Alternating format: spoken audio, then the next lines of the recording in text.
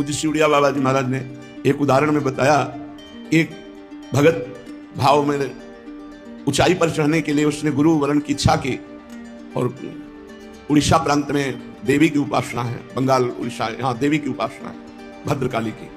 तो उन्होंने वरण किया एक गुरुदेव को, तो शराब के नशे में अशुद्ध मंत्र उच्चारण करके दे दिया। वो अशुद्ध मंत्र 1 वर्ष बड़ी नियमावली से गुरु चरण पूजा करके करता रहा। देवी जी प्रकट हुई भद्रकाली और कहा तुम्हारा गुरु पाखंडी है, वो मदिरा पीता है, ऐसा ऐसा कर। तो उनका माता जी हम आपको इष्ट मानते हैं, पर आप हमारे गुरु की निंदा करेंगी तो हम बिल्कुल नहीं सुन पाएंगे, आप बिल्कुल चली जाइए, हमें आपकी बिल्कुल आवश्यकता रहे। तो उनका बेटा हम तुम्हारी गुरु भक्ति पर प्रसन्न है, पर तुम्हारा गुरु शराबी है, उसने अशुद्ध मंत्र दिया है। तो उनका अगर अशुद्ध मंत्र होता तो 1 वर्ष के जाप में आप कैसे प्रकट हो जाती। बहुत प्रसन्न हुई कि स्वयं इष्ट गुरु की अवहेलना कर रहा है तो उसे बर्दाश्त नहीं है, और अपने गुरु द्वारा अशुद्ध मंत्र को भी वो महान मान रहा है। तो माता जी बड़ी प्रसन्न हुई और कहा बेटा आज के बाद में सिद्ध होंगी तो इसी अशुद्ध मंत्र से सिद्ध होंगी। तो पूज्य पाद उड़िया बाबा ने कहा गुरु की निष्ठा इतनी परिपक्व होनी चाहिए कि इष्ट भी अवहेलना करे तो गुरु की निंदा या अवहेलना बर्दाश्त नहीं होनी चाहिए।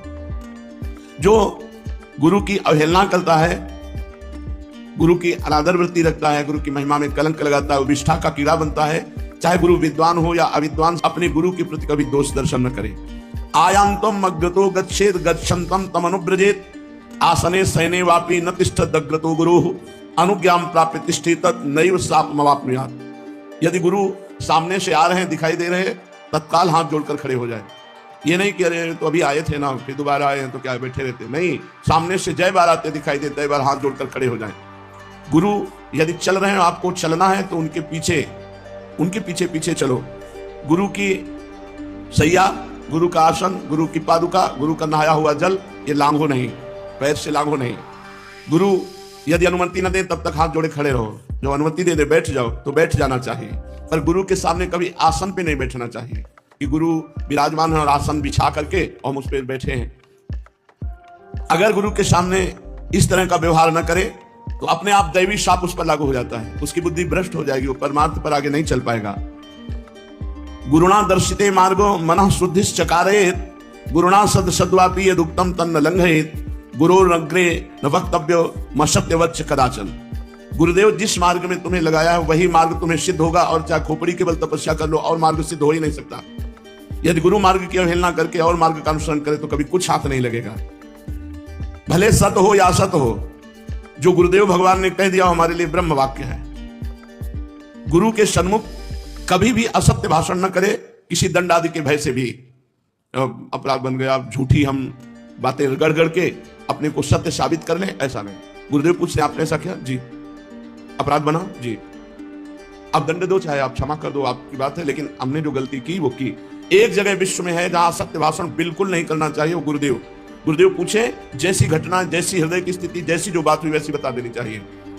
गुरुरग्रे न वक्तव्यो असत्यंच कदाचन, कभी भी किसी भी प्रकार से गुरु के सामने असत्य भाषण नहीं करना चाहिए। श्री सद्गुरुदेव भगवान समस्त शास्त्रों के समूह के साक्षात वांग्मय स्वरूप है। जितने शास्त्र हैं सब अक्षर शब्द स्वरूप ब्रह्म स्वरूप हैं, पर गुरुदेव के वचन सब शास्त्रों के शास्त्र हैं। गुरुदेव जो सीधी साधी भाषा में भी बोल दे वो हमारे लिए ब्रह्म सूत्र है, उसे तत्काल स्वीकार करना चाहिए। जब काल के समय गुरुदेव का ध्यान और गुरुदेव का नाम, इसके अलावा कभी भी बातचीत में या संबोधन में गुरुदेव का नाम नहीं लेना चाहिए। गुरु नामनान भाषेत जब काला द्रते प्रिय श्रीनाथ देव स्वामी विवादे साधने बदे। सावधान होकर के जब गुरु से बात करे तो हाँ नाथ, हाँ स्वामी, हाँ प्रभु, बस यही शब्दों का प्रयोग करें। जी प्रभु ऐसी बात थी, ऐसा ऐसा था। कभी गुरुदेव का संबोधन स्वामी, नाथ और प्रभु के सिवा न करें। इन्हीं शब्दों का प्रयोग करें। श्रीनाथ, हे देव, स्वामीति विवादे साधने बदे, स्वामीति प्रभु, हे प्रभु ऐसी ऐसी बात थी, ऐसा करना था, हाँ प्रभु ऐसा करना, हाँ नाथ, हाँ देव, हाँ स्वामी, इन्हीं शब्दों का प्रयोग करें। गुरु शय्यासनयानम पादुकोपानः पीठकम स्नानोदकम तथा छायाम लंघयेन्न कदाचन। गुरुदेव की शैया, गुरुदेव का आसन, गुरुदेव की पादुका, गुरुदेव का उपानः जूता, गुरुदेव का स्नान जल और गुरुदेव की छाया, इनका कभी उल्लंघन नहीं करना। अगर गुरु की छाया पड़ रही है तो परिक्रमा करके जाओ, ऐसे नहीं कि छाया को पैर से लांग जाओ। गुरु की पादुका, गुरु की शैया, गुरु का जूता, गुरु का स्नान का जल और गुरु की छाया। गुरोरग्रे पृथक पूजा मौधत्यम च विवर्जयेत् दीक्षाम व्याख्या प्रभुत्वादि गुरोरग्रे परिव्रजेत। जब तक गुरुदेव विराजमान है और वो आज्ञा न करे तो कभी किसी को दीक्षा न दे। गुरुदेव के सामने कभी अपने आप को ज्ञानी ठहरा कर उपदेश न देने लगे। गुरुदेव अगर आज्ञा न करे तो शास्त्र की व्याख्या गुरुदेव के सामने न करे, मौन होकर चुप अज्ञानी बनकर बैठा रहे। जब तक गुरुदेव की आज्ञा ना हो तब तक चुप बैठा रहे। अपने कभी विद्या जाति एवं धनादि के घमंड में आकर गुरुदेव के आगे आगे बातचीत करना शुरू ना करे। शिष्य तो गुरु की सानिध्य में सर्वदा सेवा करके ही सब सिद्धियां प्राप्त कर लेता है। सदा चपादुका मंत्रम जिह्वाग्रे यस्य वर्तते अनायासेन धर्मार्थ काम मोक्षम लभेन नरः। श्री गुरु चरणाम्भोजम ध्यायेद यश्च दैवतम भुक्तये मुक्तये वीर नान्यो भक्तवतो अधिक। जिसकी जिह्वा के अग्रभाग पर श्री गुरुदेव, जय गुरुदेव ऐसा विराजमान है और ध्यान में गुरु की चरण पादुका है और मन में मंत्र विद्यमान है, वो अनायास ही माया पर विजय प्राप्त कर लेता है। वो धर्म अर्थ काम मोक्ष इन सबको प्राप्त कर लेता है।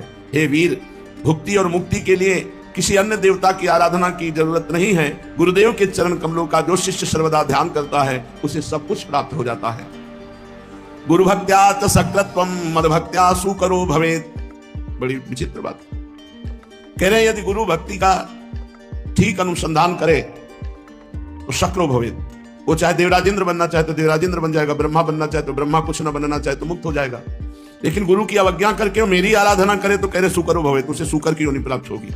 मद भक्त्या सुकरो भवेत्। गुरु भक्तिम परम नास्ति सर्वशास्त्रे तो तत्वतः। समस्त शास्त्रों का तत्व है गुरु भक्ति। प्रश्नकर्ता ने कहा कि प्रभु मेरी ये बात समझ में नहीं आई कि भगवान कहते मेरी भक्ति करने से सुकरो भवेत्, मद भक्त्या सुकरो भवेत्। ऐसा क्यों भगवान ने कहा? क्या भगवान की भक्ति करने से कोई सुकर योनि की प्राप्ति करेगा? कह रहे जो गुरु की अवज्ञा करके मेरी भक्ति करेगा वो सुकर योनि को प्राप्त होगा। यह है अधर्म, यह है सब हानि कान न रसिकन में रहा है। सेवक जी महाराज से थोड़ी कह रहे ये जो मंत्र ले लिए और अपनी छाप लगाए घूम रहे हैं, अपनी मस्ती से घूम रहे हैं, कोई गुरु मंत्र नहीं, कोई गुरु पूजन नहीं, कोई गुरु से मतलब मंत्र मिल गया, क्या गुरु की जरूरत है? तो बोले सुअर बनना पड़ेगा। भगवान कह रहे मत भक्तो, भगवान कह रहे सुकरो भवेत्।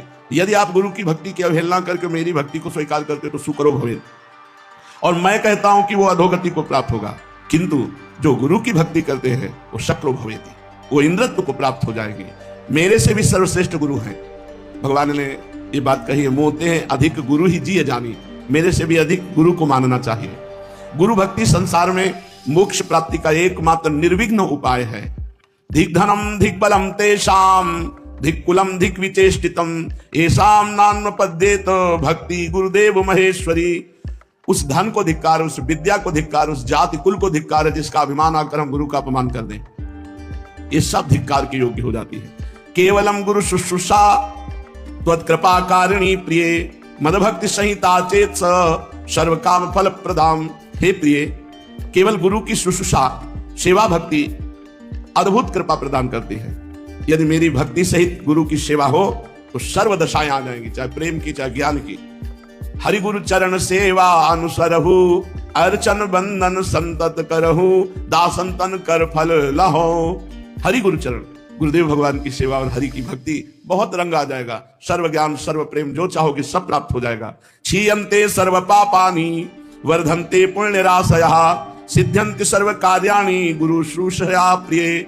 हे प्रिय, जो गुरु शुश्रूषा अर्थात सेवा, जो गुरु सेवा करता है, क्षीयन्ते सर्व पापानि, उसके सब पाप नष्ट हो जाते हैं और अपार पुण्य राशि का वर्धन होता है जो गुरु चरण सेवा में रहता है।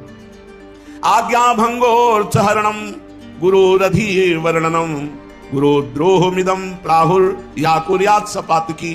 वो पापी है जो अपने गुरुदेव की आज्ञा भंग करता है, जो अपने गुरुदेव का द्रव्य अपहरण कर लेता है, जो अपने गुरुदेव के सामने अपनी भाषण बोलता है, उसी को गुरुद्रोह कहते हैं। गुरुद्रोह मिदम प्राहुर, यही गुरुद्रोह है। गुरु की आज्ञा का उल्लंघन करना, गुरु के द्रव्य का अपहरण कर लेना, गुरु के सामने अपनी वचन बोलना, इसी का नाम गुरुद्रोह है। और ये गुरुद्रोह करने वाला महापातकी होता है। गुरु तो कोप नहीं करेंगे लेकिन दैवी शक्तियां उसका गुरुद्रोह के कारण नाश कर देंगी। अल्प मृत्यु को प्राप्त होगा, उसका अनिष्ट हो जाएगा, वो महान विपत्ति का उसे सामना करना पड़ेगा। जो गुरुद्रोही है वो कदापि नहीं बच सकता। अग्नि की ज्वाला से बचा जा सकता है, विष के पान से बचा जा सकता है, मृत्यु के प्रहार से बचा जा सकता है, लेकिन गुरुद्रोह से नहीं बचा जा सकता। जो गुरुद्रोह कर दिया उसका निश्चित नाश हो जाएगा। तेन वचन मानत गुरुद्रोही निष्दिन करत आपनो भायो तो इत व्यवहार न उत परमार्थ बीच ही बीच जो जन्म गवायो।